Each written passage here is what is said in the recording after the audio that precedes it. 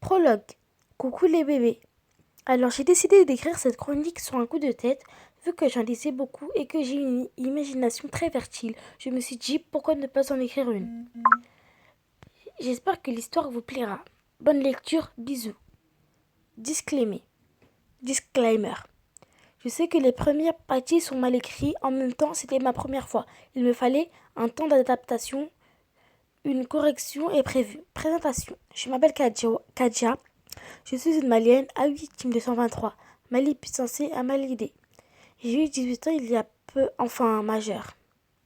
PTDR. En vrai, ça ne veut si strictement rien dire. Quand tu viens d'une famille renois, je suis d'ethnie Peul. Une petite description physique s'impose, vous croyez pas? Alors je suis foncé de peau.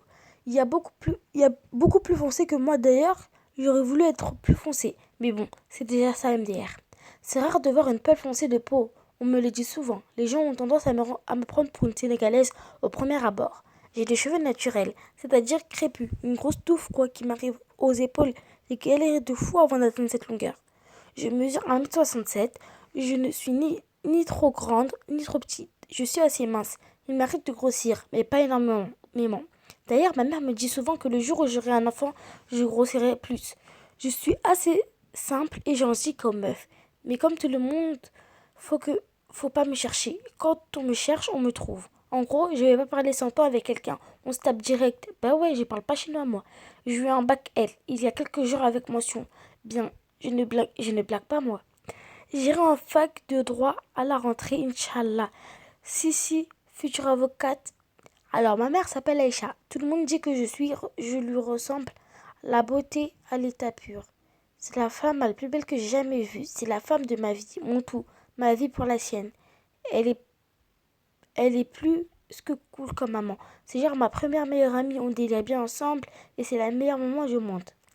Et mon père s'appelait Ismaël. Oui, il s'appelait parce qu'il est mort quand j'avais genre 5 ans. C'est pour cela qu'on a emménagé en France. J'ai très peu de souvenirs de lui parce que j'étais assez jeune quand il est décédé. Mais bon, ma mère m'a raconté beaucoup de choses à propos de lui, donc ça va. Je souffre beaucoup de son absence, surtout quand j'étais petite. Entendais tous mes potes parler de leur papa alors que moi j'en avais pas. C'était chaud. Mais bon, ma mère a fait tout son possible pour qu'avec mon frère et ma soeur, on ne manque de rien. J'ai une grande sœur, elle a 24 ans, elle s'appelle Assa. Elle est grande de taille, comme Mamadou. Mon grand frère, il tient ça de mon père. En plus, elle ressemble comme deux couteaux à mon père.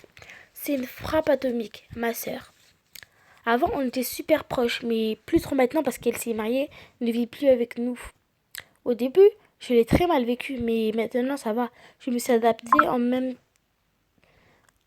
temps, je n'avais pas le choix. Elle est mariée avec un bateau qui s'appelle Pierre. Il a 25 ans, il est pas mal du tout physiquement. En plus, il est super gentil, je l'aime bien. Leur union a posé un véritable problème au sein de ma famille, car de un, il est de religion chrétienne, ce qui pose un grand problème parce que nous sommes musulmanes et une femme musulmane ne peut pas épouser un homme non musulman pour pas mal de raisons que je ne vais pas expliquer parce que flemme MDR. De deux, il était blanc. Vous allez trouver ça peut-être raciste, mais loin de là. Plus de la sexonophobie, parce que même si elle avait ramené un noir d'origine congolaise, par exemple, bah, ça allait quand même poser problème. Même si elle avait ramené un malien d'une autre ethnie que la nôtre, ça allait chipoter. C'est trop de ouf ma famille du côté de mon père. Là, ils disent qu'Assa a ramené la honte sur notre famille, blablabla, bla, bla, et que ma mère laisse faire. Et un grand frère qui s'appelle Mamadou, mais toute la cité l'appelle Maps, sauf Assa et moi parce qu'il veut pas et j'ignore pourquoi. Il a 21 ans, il est super grand de taille. À la base, il était un peu gros, mais il s'est tué au sport pour avoir encore de rêves. C'est simple, mon frère tu le vois direct, tu baves tellement il est beau. À part le fait qu'il soit clair de peau, on se ressemble de fou. Il est moi et limite on dirait des jumeaux.